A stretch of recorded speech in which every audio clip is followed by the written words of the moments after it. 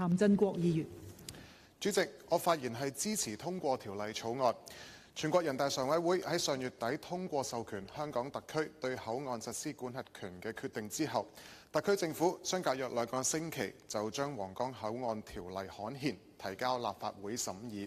今個月31號就會生效。整個過程反映中央對香港嘅堅實支持，同埋本港行政立法嘅高效協作，證明香港對關乎民生福祉同埋國家發展嘅重大項目，具備高效強大嘅執行力。喺確保審議質量嘅同時，亦都可以高效完成審議同埋立法嘅工作。皇崗口岸作為目前唯一客運24小時通關嘅陸路口岸，係大灣區核心樞紐嘅口岸之一。但以往受制於要兩地兩檢嘅通關安排，過香港同內地邊檢之間仲要坐接駁嘅巴士，又上又落，一直都冇成為市民嘅首選。但係新口岸將會採用合作查驗、一次放行嘅模式，市民唔使排2次隊，過關嘅時間呢亦都係由30分鐘係大幅縮減去到5分鐘。隨住兩地係日漸融合，人民嘅交流更加頻繁。各個口岸喺週末或者係長假期都係經常會出現人龍，市民要等足幾個鐘先至過到關，甚至到閘口要閂門呢都未必消化得晒，要改去其他嘅關口。事實上，政府近年已經積極回應需求。2024年農曆新年，深圳灣口岸實施通宵嘅服務，羅湖口岸呢亦都延長服務至到凌晨之後。兩地政府多次作出靈活嘅通關安排，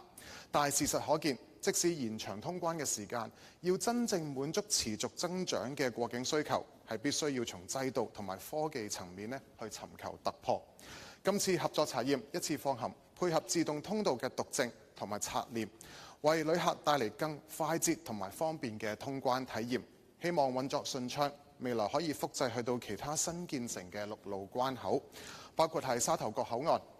咁樣除咗令市民過關係更方便，亦都可以減少對人手嘅依賴，為延長通關嘅時間，甚至係實現24小時通關係創造條件。好似澳門咁，可以有多於一個24小時通關嘅口岸。特區政府全速推進口岸內部嘅建設期間，我希望同時可以進一步完善交通嘅配套。港鐵北環線嘅支線將直達新皇崗口岸，但係預計要到2034年先至落成。喺呢段長達7到8年嘅過渡期，我促請政府係優化陸路嘅交通安排，提升新口岸嘅便利性。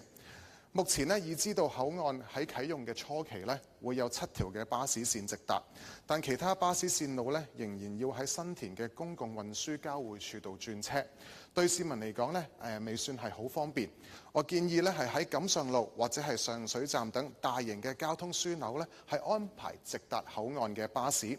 同時都要有來往機場嘅巴士，便利南下過境嘅旅客往返香港國際機場。主席，我同新世聯一直都推動口岸嘅經濟。我留意到新皇崗口岸深圳方面已經搶先佈局，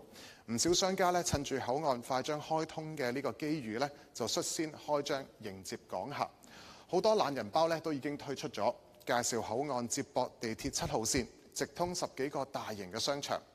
口岸嘅1公里範圍之內仲有水圍、皇崗村等呢啲熱門美食嘅商圈，全方位係吸引跨境嘅消費人流。我認為香港亦都應該要因地制宜，大力去發展我哋呢一個嘅口岸經濟，防止本地消費力係有出冇入。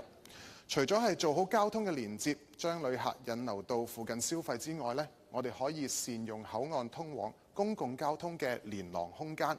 開設一啲特色嘅商鋪、免稅店等等，等旅客嚟港之前可以享用港式嘅奶茶、蛋撻等呢啲經典嘅港式美食，又或者係選購一啲精美嘅手信，